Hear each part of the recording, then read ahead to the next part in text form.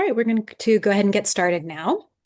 Welcome, everybody, to the first ever CoLab Debate Public Forum on the subject of AI debate and community advocacy. Whether you are watching us live or later, we are really excited to have you join us for this conversation.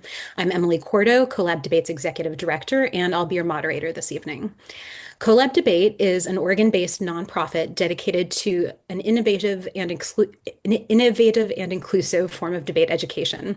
CoLab uses debate education to help students make the transition from competitive debate into community organizing and public interest work. Our mission is to help students develop the portable skills that they'll need to work for positive change in their communities. And that means that CoLab has a deep interest in how the debate, education, and organizing communities can evaluate AI and other technologies, both for their risks as well as for their potential to be used in ethical and empowering ways. So tonight we've brought together four incredible panelists to help us explore the subject.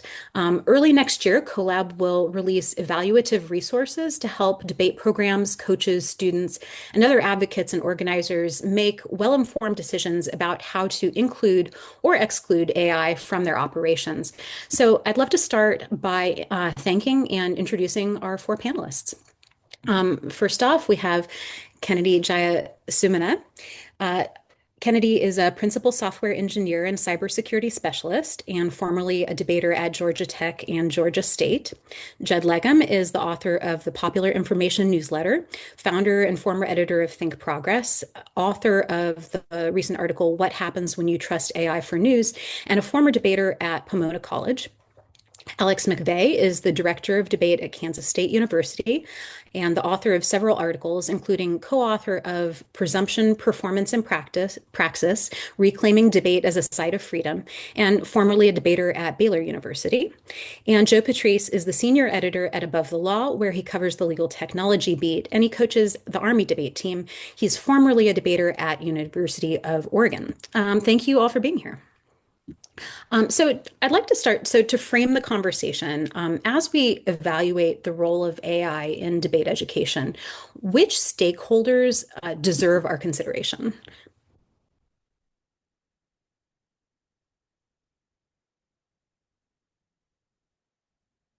And you guys can feel free to, I'll go ahead and unmute yourselves and participate as you're ready.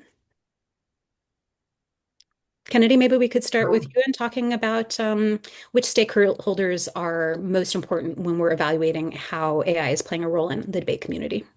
Yeah, so I come from a student-funded team, and I feel like my answer is going to be the students who want to use it. I think both as coaches and former debaters, we see how a good debate experience in our past has led us to success in our professional and personal lives.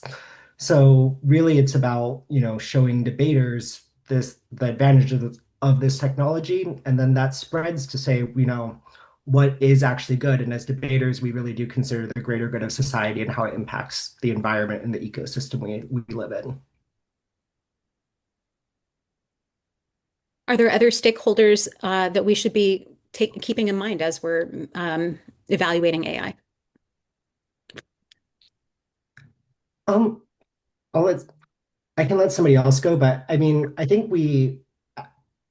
because we're such a broad community, we tend to think we have to just really let ourselves know that what we teach is going to go into corporations, into government, and into, our own family lives or personal lives. So I think that really does encompass a very large piece.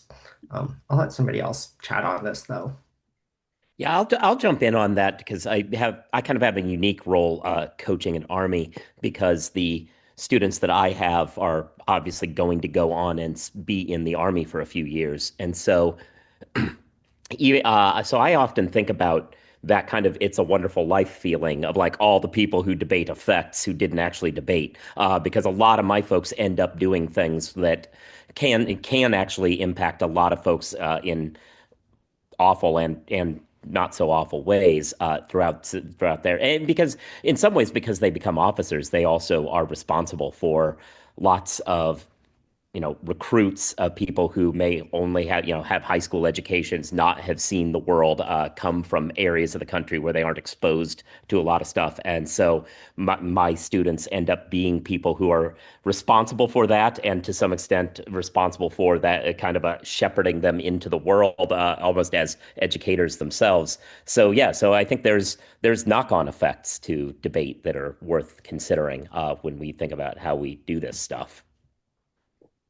I think my perspective is always going to center laborers as stakeholders, and for me, that's debate educators. I come from a Kansas public school background.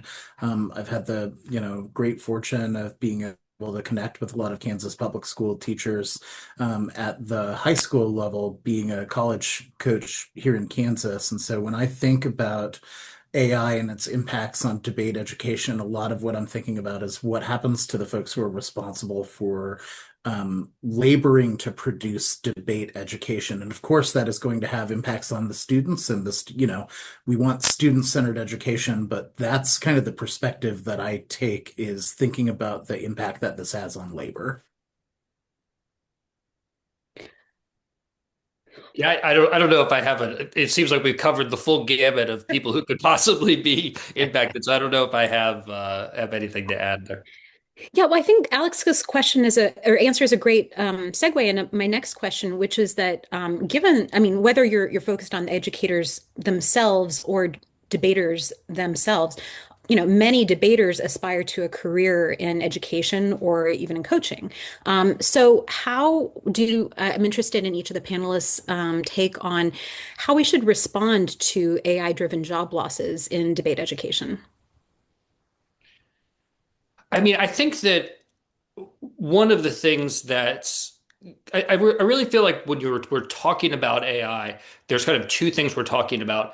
There's the reality of what is happening now and the actual impact of society now. And then there's a speculative narrative about what may happen in the future, which can include catastrophic. I mean, there is one narrative where essentially no one has a job. It doesn't matter if you're a debate educator or anyone else. Everyone is replaced, and work becomes optional. I don't think there's necessarily evidence or proof that that's really what's going to happen. I think some of that is hype that is promoted by these large AI companies who are trying to justify this unprecedented expenditure for data centers and everything else. So they have to create a narrative that this is the impact of this is going to be so huge that we can justify any expense. My guess is, and I'm happy to be corrected if I'm wrong, that as of now, there are probably not many debate educators who have lost their job from AI, because AI would be a fairly bad debate coach at this point if it was just operating on its own. Um, and I think it's important for, whether it's inside a debate or outside of it, for people to recognize that reality and think about ways in which it can be used where we can preserve roles for humans that we value. And I think, for me, one of those roles would be a debate coach. I don't think we should ever get to the point where where we're replacing a debate coach with an AI tool. I think we should think about ways in which we can make their work more impactful, impact more students, create environments where students can learn more leveraging these tools. But I think, it's an open question about it depends on what you value. You could certainly maybe replace a lot of assistant debate coaches already who might have been helping with research or helping with other tasks, and just say, hey, go off. You don't need to work with this assistant. You can just, work with this AI tool. So it's a matter of, humans are going to have to make decisions about, how these tools are going to be used. I want to pick up on that thread because I think it's a really interesting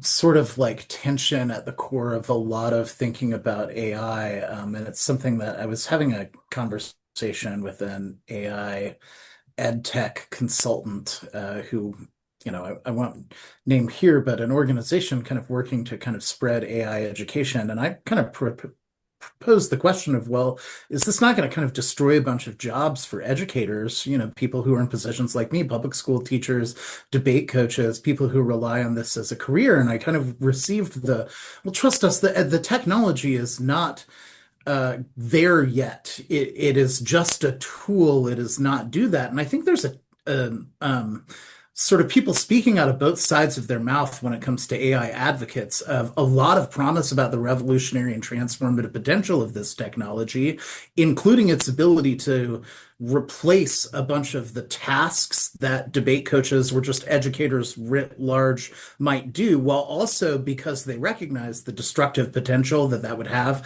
at an economic level, also sort of disavow or distance themselves from the disruptive potential of it, right? We want good disruption. We don't want bad economic disruption. And I think that a lot of AI advocates are trying to sort of have their cake and eat it too when it comes to walking that fine line. As to what we should do, I think I agree with Judd that it's really important for educators, and this is something we as in college and public education have been having to think about a lot, is communicating what our value is.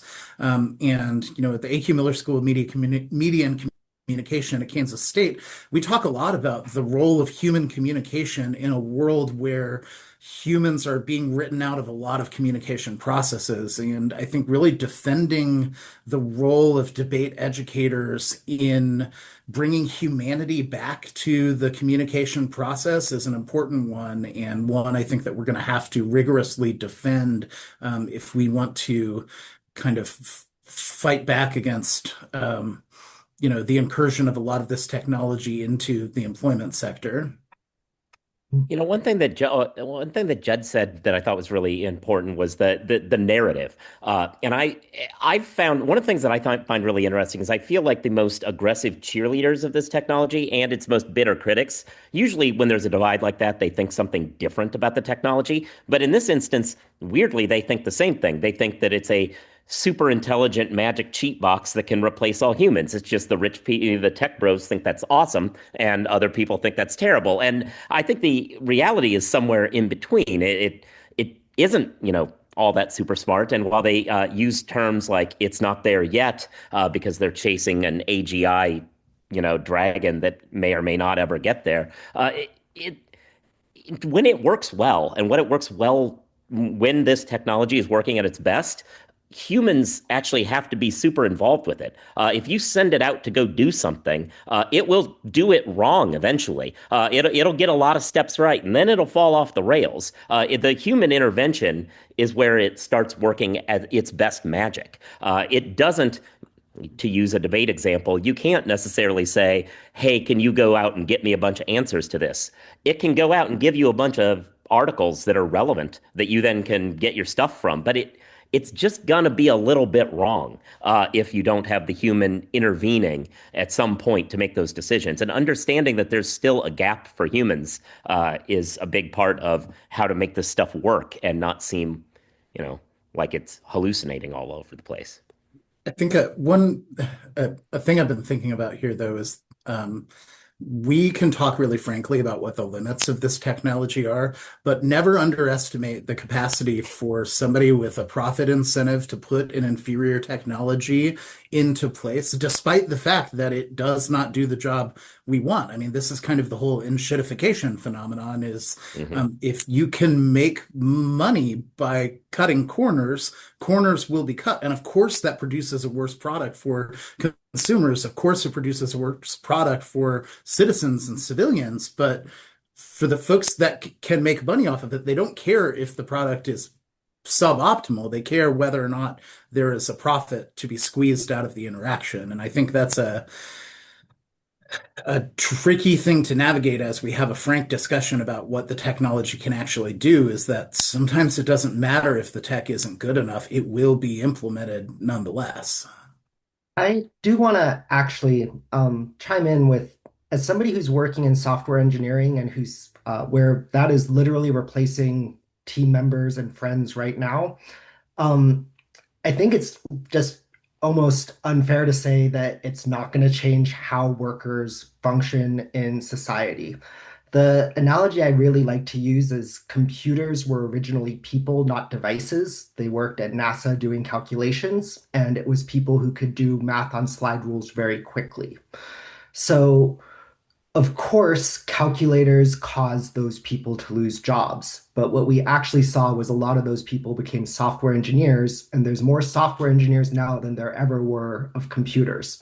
So while I very much agree that there's going to be job disruption coming, I think it's really up to us as educators to make sure that we're the ones who are empowering students to be able to use this technology. And unfortunately, from my perspective inside of a corporation, it's my ability to be the best worker bee possible that keeps my job security and keeps me working. And unfortunately, I think that whether or not you're unionized or work in a university or a public institution, if that institution loses money and your job is no like if you're not producing the right product and you're not able to get that funding for your organization, your nonprofit, or your corporation, you don't make paychecks at the end of the year or at the end of the month, and that lends itself to being able to use the best technology in the most economical and efficient way possible.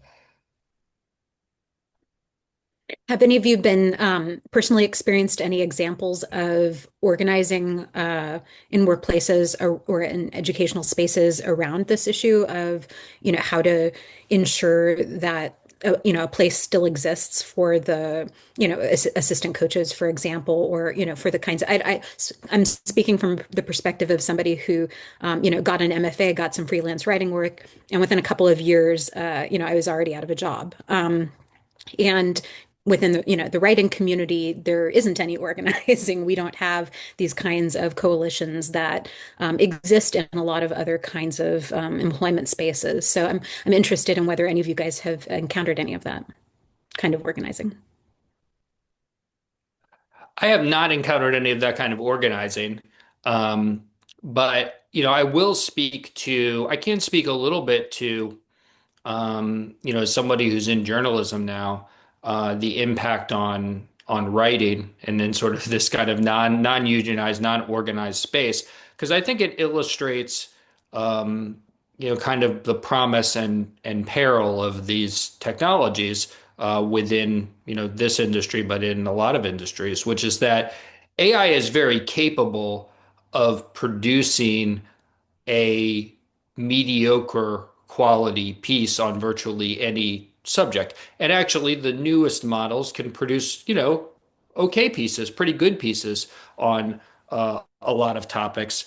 But if you want, there's another model where you, instead of using it to kind of very cheaply downgrade the quality of the work that was previously produced, you can use it to actually accelerate and bolster the amount of research, the amount of depth that you can put into a piece so that the actual amount of human work stays about the same or probably even grows, but the output is much more has much more depth and sophistication, and you can use it in that way. And I use these tools frequently, but I don't rely on them to write or produce finished products. You essentially you can use them as a more just a more sophisticated way of an internet search.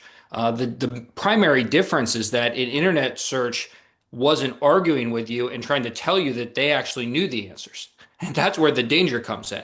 And I think that's a decision that's been made by the corporations that controlled these models. There was a study, I believe it was by a company called NewsGuard, that even over just the last, you know, year to several months, these chatbots used to, on a very frequent basis, 20 or 30% of the time, provide non-responses. I mean, you would give it a query and it would tell the user, sorry, we can't do that. I mean, it wasn't so long ago that these models weren't even attached to the internet. So if you asked anything that related to anything in the last 6 months, they wouldn't give you an answer. And then there were other topics that they wouldn't talk to too. That that number has gone to zero, just about. So it will answer pretty much every question in an authoritative way, even if it does not have an authoritative answer. And that's where you get into these issues of hallucination. But that's something inherent about the technology. That's a decision that the companies that control the technology has made to reduce and essentially prevent these models from admitting when they don't have the answer.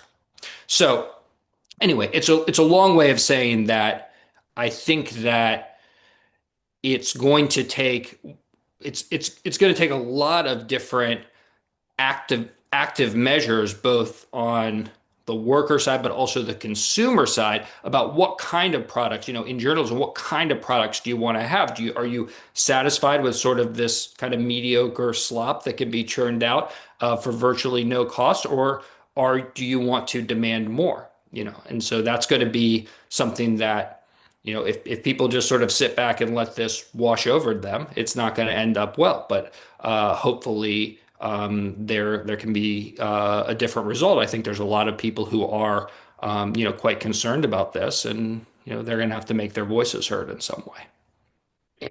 So I think, AI is in this washing over us sense is beginning to feel really ubiquitous. But I think, we know from a variety of different technologies that have, changed the way that we operate in the world that, these things don't affect everybody the same way. And so I'd like to ask everybody, what are the most significant implications of AI when it comes to equity and accessibility in debate, education and organizing spaces?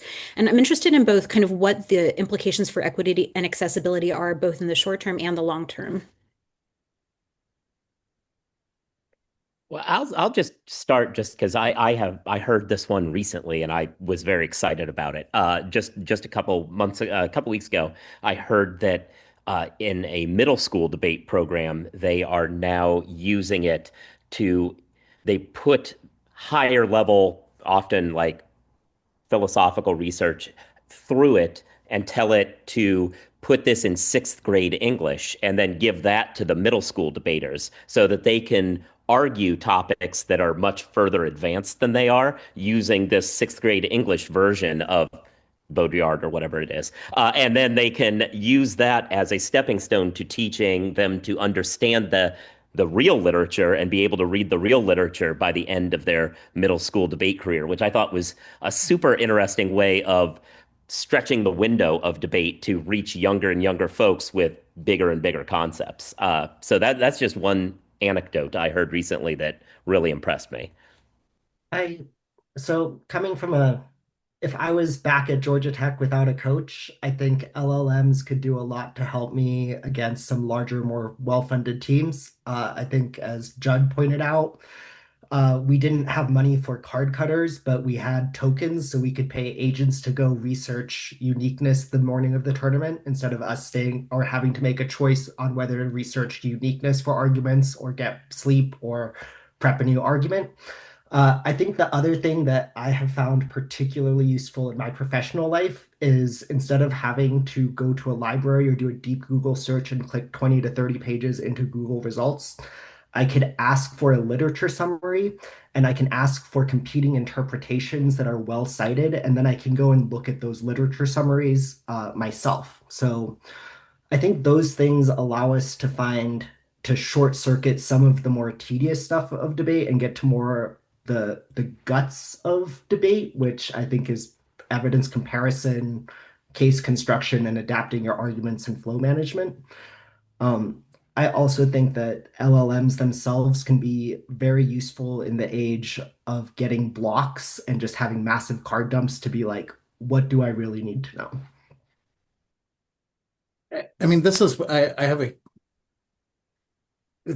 really an answer to the question, and I'm happy to circle back to what I think some of the implications in terms of equity are. But even as we're kind of spelling out some of the benefits of AI here, it really sort of speaks to a bunch of my worries about that, where translation of Jean Baudrillard's work for a sixth grade audience does a kind of disservice to, if Baudrillard were translatable to sixth grade audiences, it wouldn't be Jean Baudrillard anymore. It wouldn't be Michel Foucault. It wouldn't be Judith Butler. And if the part of the benefit that you get from debate, the actual production of skills of writing blocks and cutting cards and doing literature reviews, is from the work of going to do that. And I agree that it can very easily produce lists of research for you, and it can generate blocks.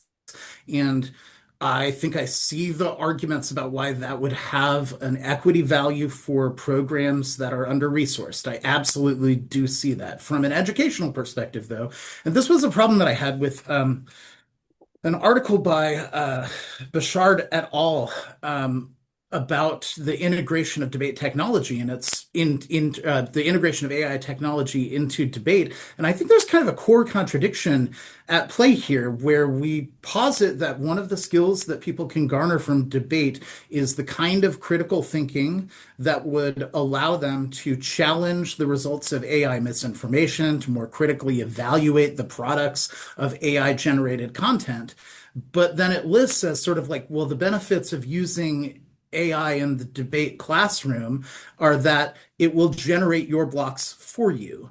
And generating blocks is hard. It is supposed to be hard. And if a machine is doing it for you, you are not going through the reps and the muscle memory of doing that work. You are not learning the skills of critical thinking. And I mean, this is where I think the MIT study on critical thinking and AI use is really illustrative here, that like, yes, AI can get us these products, but we're losing the work that I as a ninth grader had to go through and learn how to read Baudrillard.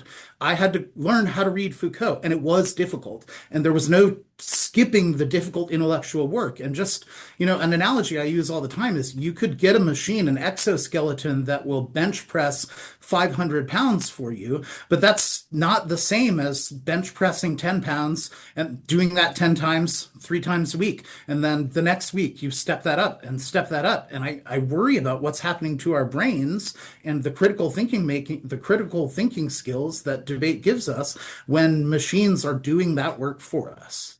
So I think there's a moment of where you as a person and you as an educator and student have to choose how to use the tools. So if you decide to use a algebraic solver on your algebra tests, you're doing a disservice to yourself, and your educators are doing a disservice to you, allowing you to use that calculator in that piece. But I don't think research, like debate, is just about one of these things. It's about, at the end of the day, coming up and being in front of somebody and persuading them, which is a uniquely human piece of thought. So I think we should try to figure out which skills are unique, to use a better word, or inherent to debate, versus which skills we want in education as a whole, but really aren't quite the responsibility of debate educators, like knowing how to use the library or knowing how to do a Google search. I feel like that's just, it could be a debate coach, but that should be like fourth or fifth grade tops. Yeah, I think there's just an open question about. In my view, there's certainly some ways to use these responsibly. There's ways to use it irresponsibly.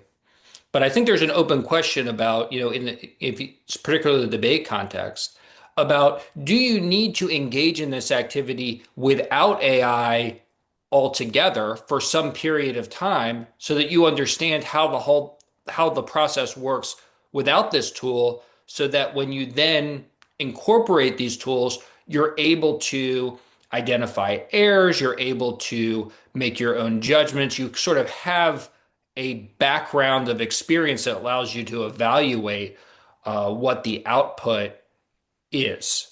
I'm not sure that's the case, but I think that it could be. One of the issues is that this is all happening in real time, so you don't kind of get to press pause on the sort of ubiquity of these tools and creates all sorts of experiments where we take half the kids and we cut them off from AI and we take the other half and we give them access and we see what happens. It's all kind of happening in real time. But I think that's one thing that debate coaches might want to consider, like, would it be a good practice to say, okay, for your first year you're going to do this, and maybe you won't um, maybe you won't sort of shoot up the charts as fast as you might have if you had every single tool available, but you're going to do this, relatively manually. And then as you advance and pick up skills, then we're going to expand your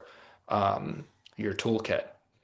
I will say on the block front, there is something to be said for most people start out their career reading some block that's been handed to them by somebody else, and they learn how that block's functions by, losing or like going through the rest of the debate, having read those answers and being forced to now defend the answers that they didn't quite understand when they first read them. And like that's like you got it from either it was a camp or an older debater on your own team, somewhere like that. And that I learned how blocks worked by I certainly didn't understand the first year's worth of them that I was reading, but I started picking up by doing it what it meant. And so that's why I'm little less concerned about it being created, because you can learn from the act of doing it. If I could actually just take this to kind of the technological, and you can call it optimistic or pessimistic logical conclusion. Um, I envision a world where every judge's RFDs are scanned and then put through the same recommendation algorithm that Facebook uses to tailor ads. And then instead of tailoring an ad to that person, we tailor a tagline for our favorite case to that person. And I wonder, right now in my world, I'm seeing targeted like take a person's LinkedIn and Facebook and use that to target them with a scam. And I mean, take a judge's paradigm, reasons for decisions in the past, all their social media history, and ask to tailor just your tags to that judge. And I wonder how much better that would be than what I could come up with as somebody looking at or looking at that judge and doing it myself. But I'm also pretty sure that large corporations are doing this already to try to sell us projects. And I hope that nonprofits and organizers can do the same thing to find money from different sources. So maybe an argument that appeals to a conservationist might appeal to a hunter if we just have the right, logical or right taglines for the same pieces. So I think there's a lot of hope of using some of these dystopian features for quote unquote block construction. But I don't know if we're quote unquote, I don't know if we're there yet. So feel free to jump on and harass that one. I'll just throw in, not from a debate perspective, but from what I actually cover. So I cover the legal industry by trade, and that the jury consulting is definitely getting into it for exactly this reason, figuring out what those jurors actually think with it they don't even know that they think, and tailoring arguments for that purpose. See, and I think that is fascinating, Joe. And I wonder, like, is that something that we teach our debaters to do? Like, take those same jury selection tools, and that is something that we use for mutual judge preference or for tailoring our cases once we know our jury. I think Kennedy and Judd's comments both link back nicely to the earlier question about the labor implications, in the sense that if it is the responsibility of, coaches now to teach students how to use AI effectively in debate or not use it, how to, question the results it's giving you, how to follow up on, is that an additional level of labor that's being, added onto those jobs without additional compensation? So I'm interested in that, but I also want to kind of move. One of the things that I think is sort of underlying a lot of what we're talking about is that this is all happening very quickly, and so I'm interested in asking people, other than some of the equity issues that we've been talking about, what are some of the most important benefits and hazards of the way that AI is being introduced into our learning and organizing spaces at this just highly accelerated rate, and leaving us all kind of maybe struggling to keep caught up?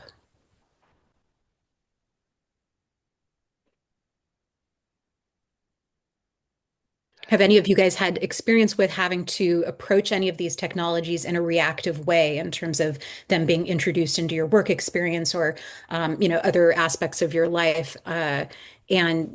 Do you see that as being something that is pushing the envelope in a positive way and creating that kind of positive disruption, or is there some, need to figure out ways of kind of pumping the brakes a little bit? I'll actually just quickly say that at my job, we have a very difficult time right now because it is very easy to see something that looks like well-written literature or AKA good code. And we have had to have talks as a team on how do we validate something that looks perfect and isn't. And what we've actually found is it's up to us as the humans with the final trigger or finger on the merge request to look both at the big picture and then also really get into the details. Because in the world where AI starts writing your code or writing large chunks of a system, somebody still has to know every line of code in that system to make sure that there's a conceptual model. And when something does go bump in the night and AI doesn't know what's going on, it is going to be a human on the end of that pager figuring it out. And I hope at that point we have enough humans who are capable of, taking that call and actually being able to go through the work. I mean, as far as how I've seen it impact educational spaces, like, I'm a college educator. Yeah, we see it all over the place. And it is, I think, if you've been reading any of the news about higher education right now, it's on the forefront of everyone's mind. I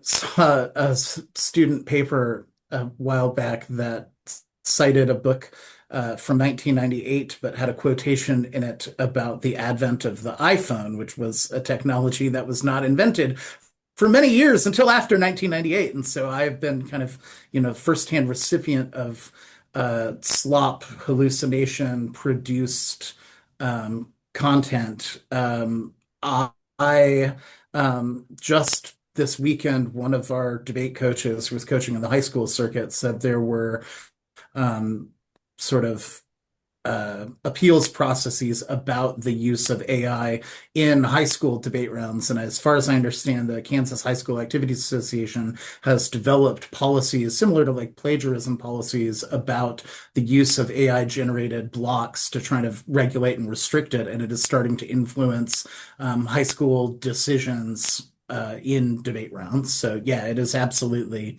happening, trickling down. I have not seen what I have seen firsthand has not been great. From the legal perspective, I will say, and this is kind of the same, just ported over to legal from what Kennedy was saying about code.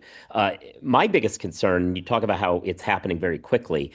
There is a drive to make things very quick, and that's actually what's been more worrisome to me, is not that each individual part of legal being used in AI is problematic, but there's a drive on these vendors' part to create, because this is how you impress investors, a soup to nuts kind of product where they can say, oh, well, you start here and it'll give you a finished looking product at the end and it'll look nice and finished. And it's not, but it looks better. And I worry about what I've been worried about are people who get something that looks finished and it's psychologically like you edit things that look finished differently than you edit things that are still rough being handed to you by a summer associate. And that worries me more is that no, you will that will kind of lose the moment of realizing, hey, this skipped a lot of those moments, a lot of those little interventions where a human stops and goes, I was thinking this, but now I've decided I was wrong.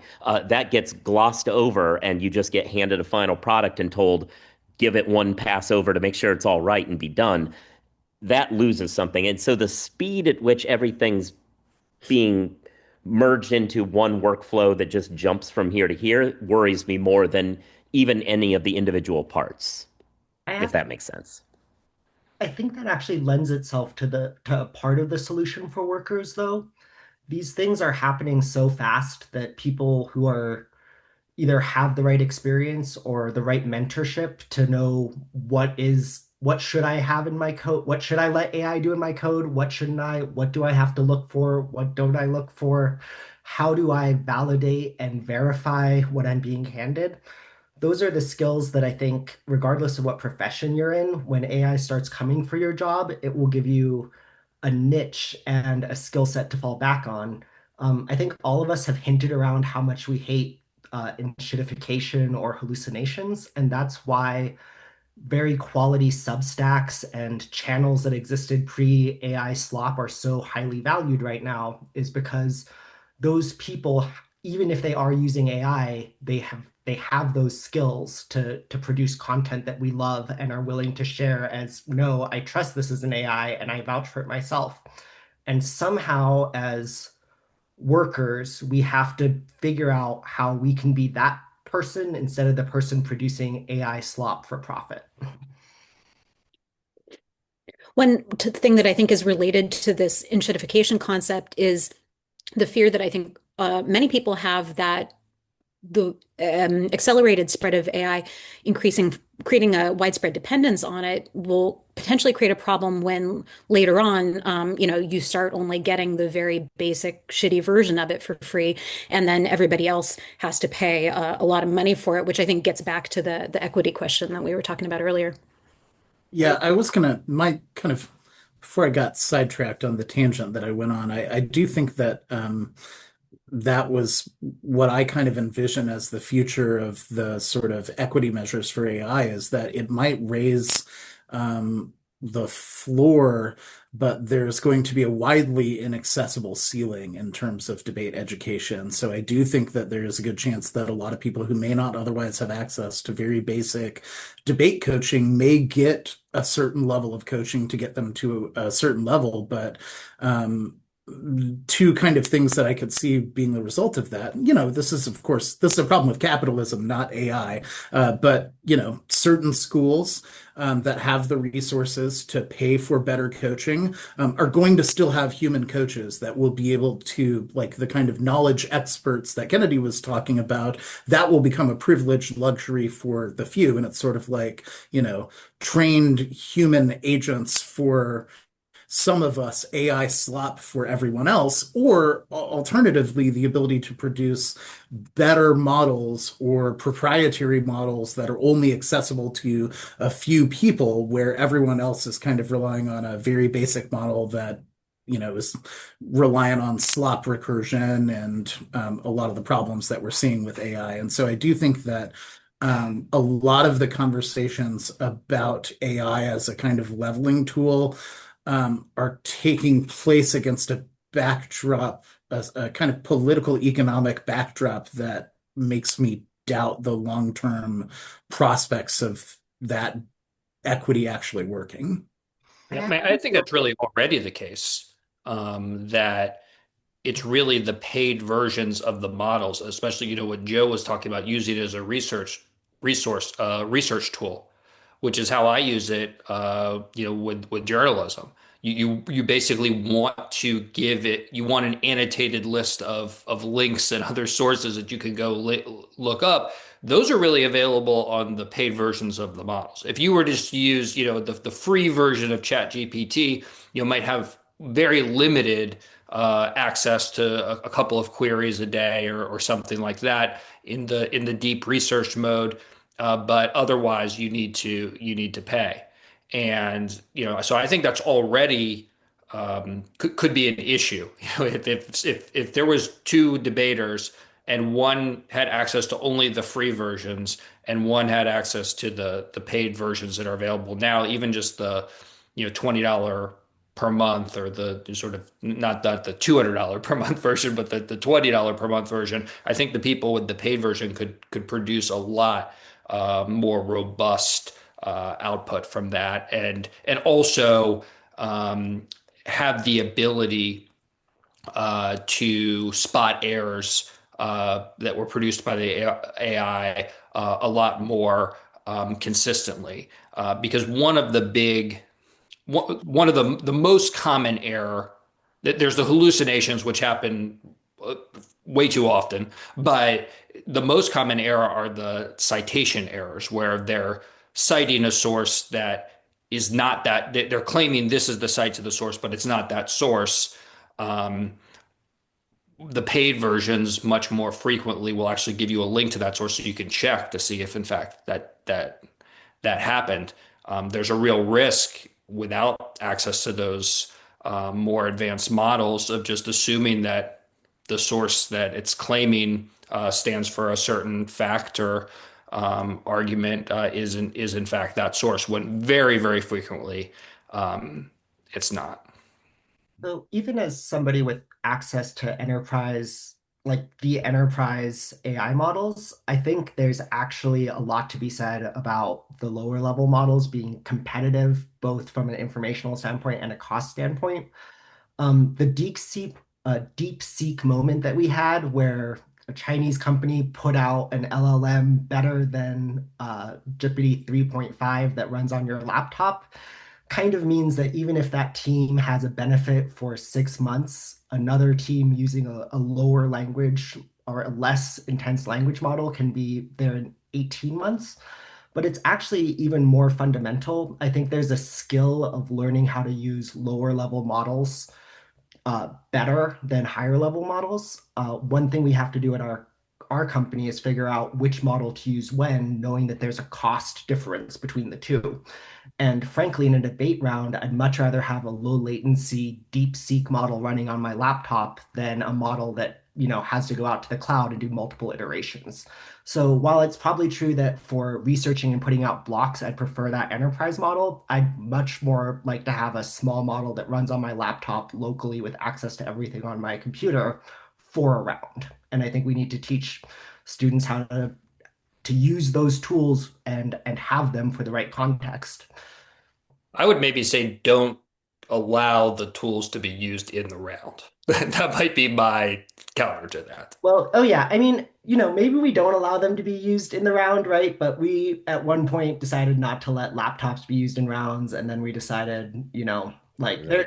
the things they change. I don't know if, like you said, we force everybody's amateur year to be by hand, and then you have the pro circuit using ChatGPT. But I do want to be super passionate. I think any CS program that's not letting their coders at least play with ChatGPT is doing a disservice to their coders. And I think we'd be very similar with AI.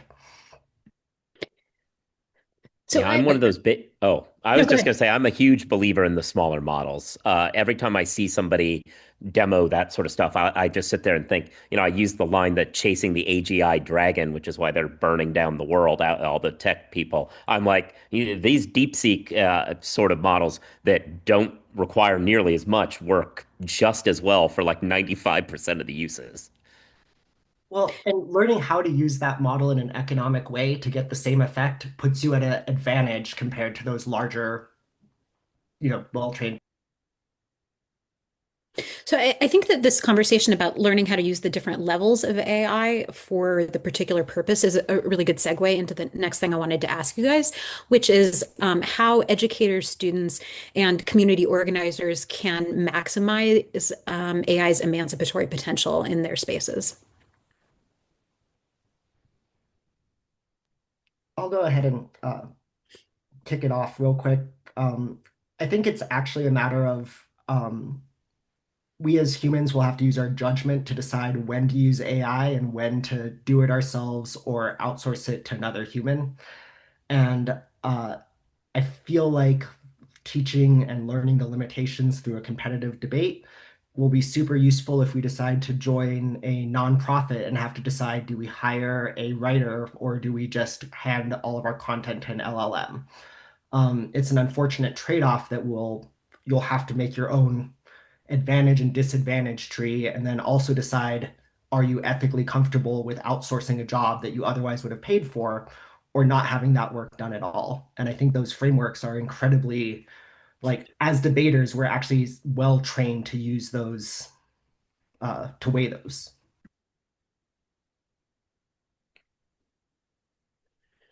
Are there thoughts on the best ways that we can use AI to kind of lift up the folks in the communities we're working in?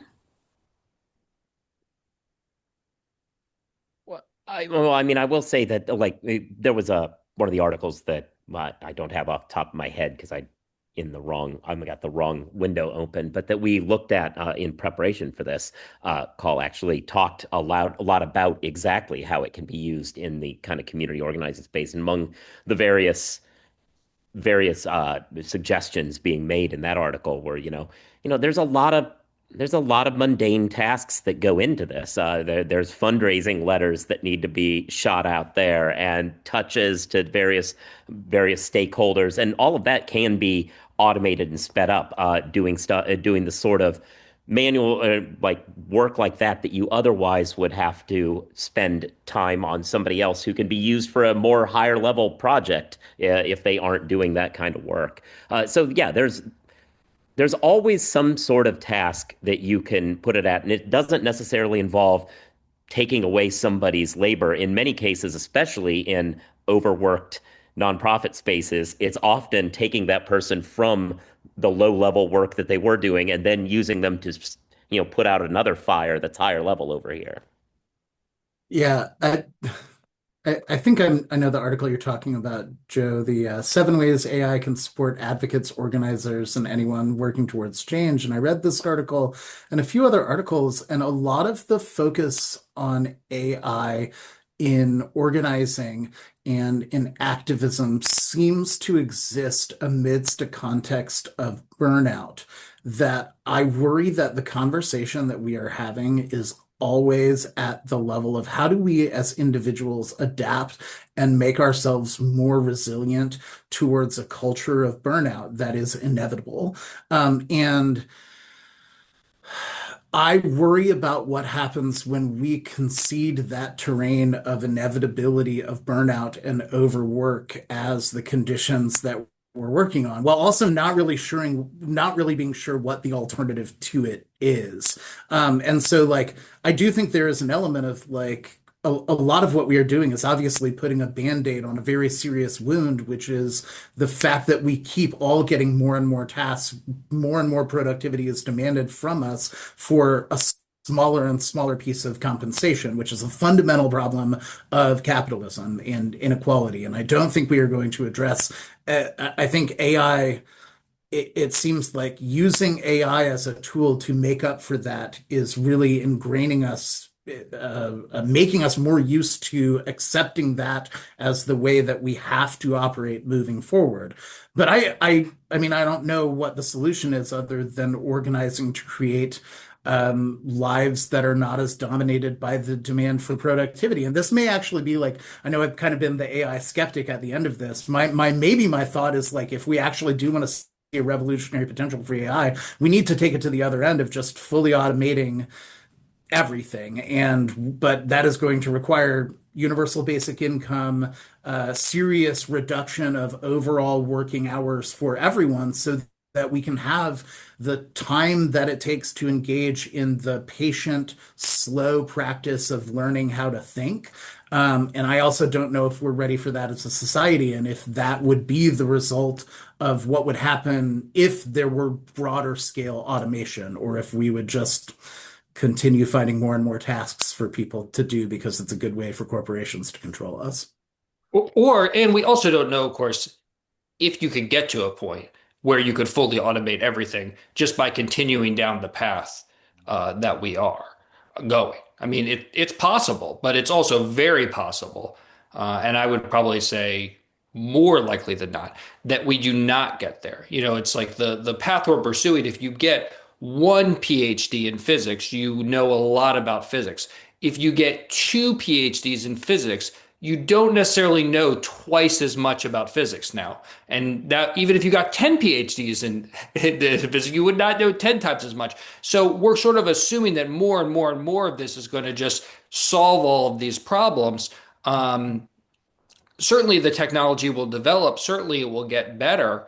But I really think going back to the question, to maximize its emancipatory potential, we really need to help people understand what this technology is today, what it can actually do right now, how it can help you, and what the limitations are. Because I think when you understand both its current capabilities and its current limitations, you are then empowered and have the knowledge you need to make it work for you in your life, at least to the maximum extent possible. I think part of the problem is, and this is a cause of a lot of anxiety and a lot of fear about this, and I think I'm not saying it's unjustified, but that's where it comes from, is that the reality of where we are now and the vision of what a lot of very influential people are saying is going to happen next year, next decade, next 20 years, it's all kind of meshed together. And we're sort of assuming that, when you log on to ChatGPT or Gemini or whatever it is, you're sort of getting some of that. You're getting a lot, but you're not getting that. That's not where it is today.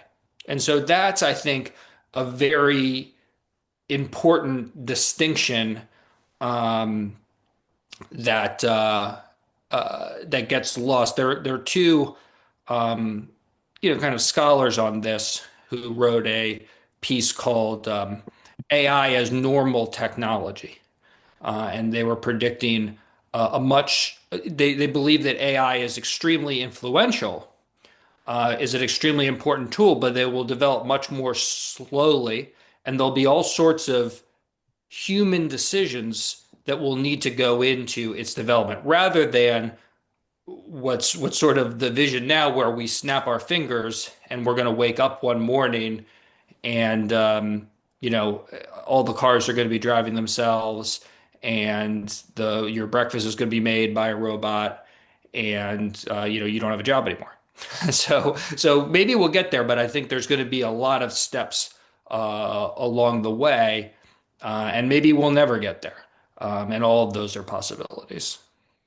There's a quote that I always use it whenever I'm talking about this subject by a software person, Christine Lemmer Weber said, described all of this technology as mansplaining as a service. And I use that a lot because that is kind of what it is. It gives you answers. They may be wrong, but it'll be very confident about them. And so the important thing that we should be teaching, and this goes to debate, into to organizing, be anywhere, is that, like, what we've all kind of touched on this at various points today, that it's about teaching the limitations. And it's important that people interact with these tools to learn what they can't do and what they are gaslighting you about, because that's where the mistakes are, whether it's the corporate news stuff that's being fed to you through them, or it's the screwed up presumptions that are happening in education through whatever it is. You need to figure out what's not right, and where it's lying to you, because that's where the battleground is going to be.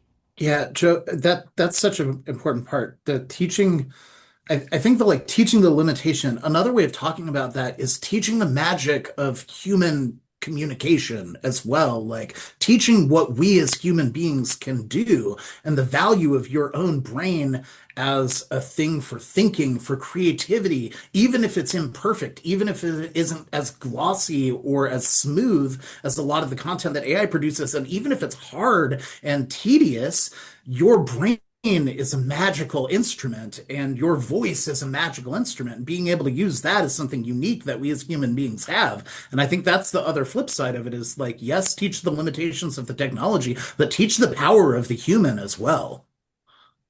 I think there's a slight alternative to the limitations where, if our goal is really to maximize AI in terms of organization, if the sole framing is maximize AI, or how do we maximize AI for emancipatory progress, I think the answer is a lot of education for our students, but it's a lot of technical education on how AI works. So it is encouraging people to learn about how probabilistic models work so that you can probe probabilities. It's learning how prompt engineering works and context windows work so that you can understand how you can guide an LLM through.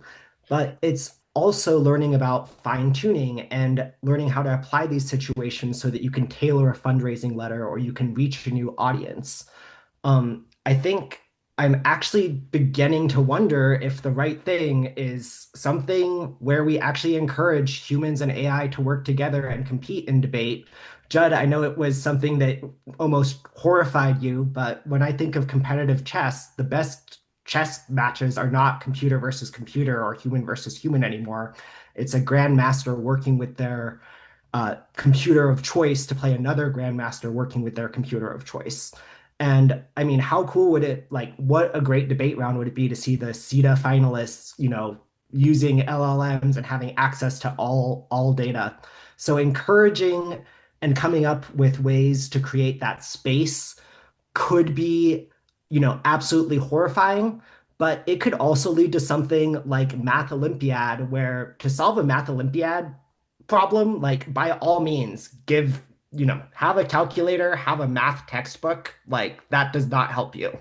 And if we're creating competitive spaces where humans are fundamentally having to work with computers and compete against each other with each other, we're probably setting them up for success in an AI space and helping maximize the potential of AI, even if it does come at a cost of the human creativity that like Alex, I'm so there with you. I wouldn't be here if I didn't have all that critical background.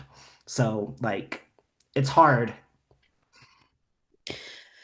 So this has been fantastic. I do have one last question that I want to ask them to let us go like a few more minutes over, but then that is that we've been talking a lot about how individual students, can teach themselves to, learn to, be critical of the results they're getting and that kind of thing, and what individuals can do. But at CoLab, we're really most interested in what we can do collectively and in community with each other. So I'd like to ask, just as a final question, thinking more about like what squads as a whole can do, or what even debates governing associations can do in terms of what standards or values should guide which AI applications in debate education are deemed, acceptable or even positive, and which applications are potentially harmful to students and maybe the activity as a whole overall, especially given, the reference that was made earlier to, the studies that are beginning to be done about how the impact that these have on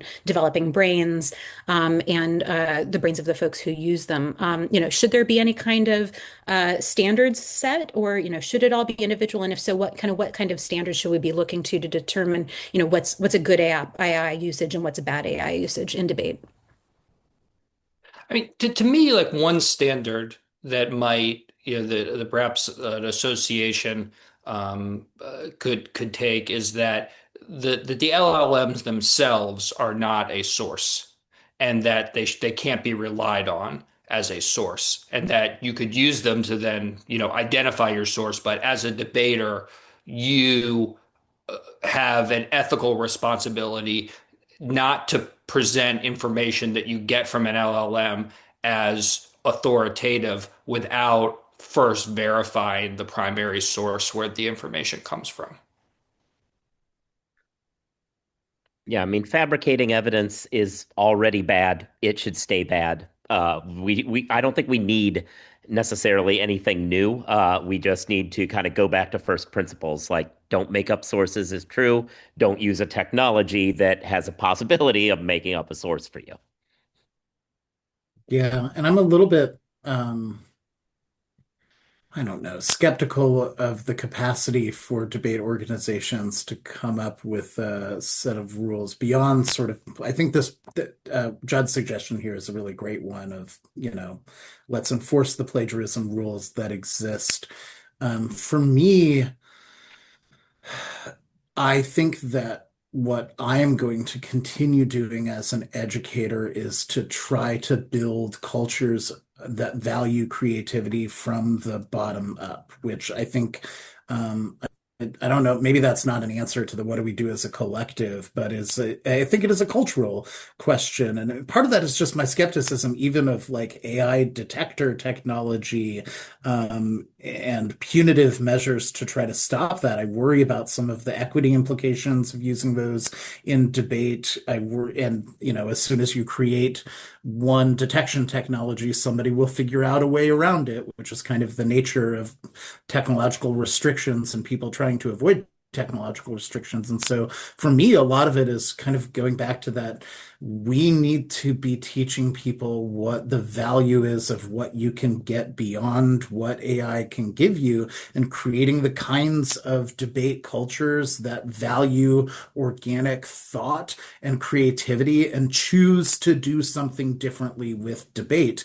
And that value, like it is a question of how we collectively value human intellect. And I'm going to keep fighting the good fight from the ground up of trying to promote cultures that view creativity and organic thought as a prime value of debate, even if it comes at the expense of optimization, even if it comes at the expense of not having every last bit of information. I want a little bit of honest, real human communication. I think we should foster a culture of making sure people are responsible and know how to say how they used AI in round. So if asked, they should say, I tailored my tags to the judge using this algorithm, or I found all my sources with this, or and I think in debate, we're in this magical place where when there's controversial issues, we can just let the students debate it out and the judges respond, right? So like using a laptop, like when laptops first came out, you could do a critique of the minerals inside the laptops to try to win a round. And maybe you can do that to win a debate round against an LLM. To your point, Alex, I think we want to create and foster all the squads we can. Some squads are going to embrace AI and go as far as they can because they don't have the resources. Other squads are going to not use AI because they don't have the resources, and they're going to come up with very creative ways of competing against those well-managed squads. I can't imagine those right now, but it's going to happen, just like DeepSeek figured out how to compete against OpenAI.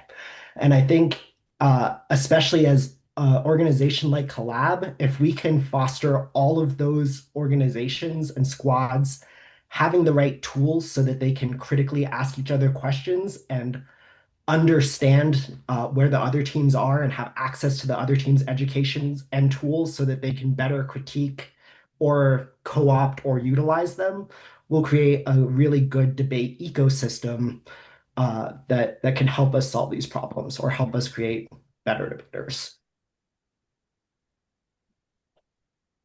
All right. Well, if there's not anything else on that question, I just want to thank you guys so much for coming out tonight, and thanks everybody for listening.